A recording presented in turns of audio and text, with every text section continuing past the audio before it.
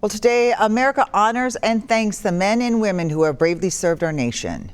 So on a Veterans Day, we come together to honor that service. I think all of us know, to honor that service, fulfill our commitment to them. Make sure if they're going to serve, they come home to the welcome they deserve. They come home to the resources that they've earned. Governor Tim Walz, a veteran himself, spoke at Minnesota's Veterans Day ceremony in Arden Hills this morning. There was a big focus on efforts to reduce veteran homelessness, and several speakers highlighted Hennepin County's recent success. Last month, the county declared that it ended veteran homelessness. Another issue veterans face is finding a job after they finish their service, according to the Department of Veterans Affairs. They, of course, have skills, but they're not always valued as work experience. Susan Elizabeth Littlefield shows us how a new one-of-a-kind program is giving veterans an opportunity to get jobs they never dreamed of. It's a job with the highest of stakes and the highest of callings that both Taylor and Sarah answered. To be able to follow in the footsteps of my father and my grandfathers and my great uncle was something that I thought I would really love to be able to do. When I was in 7th grade, I witnessed a drowning. And I remember standing there at the edge of a pool and I was just sobbing, and I felt this immense guilt because I didn't know how to save this person that was in front of me who was struggling.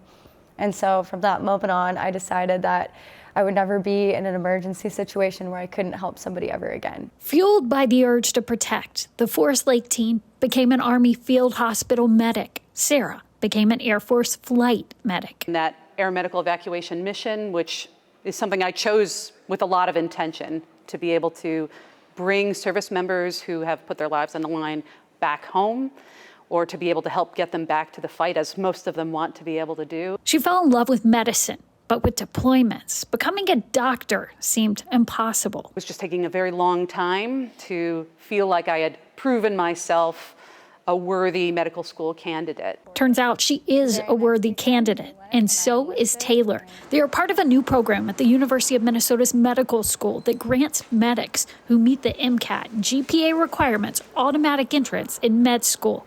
The program was started by the family of a World War II vet, William Lewis Anderson, who was killed in action but had dreamed of becoming a doctor.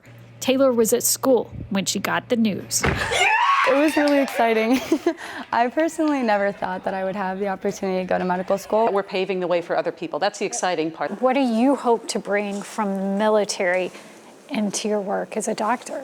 We bring this sense of creativity to medicine. We're used to being out in the field or being in a field hospital or being in the back of a helicopter where we don't have all of those resources at the tips of our fingertips, and we still have to figure out how to save somebody's life. And that is the point. These vets already know how to save lives. I think we're both very excited for that challenge. With photojournalist Mike Durantberger, Susan Elizabeth Littlefield, WCCO News.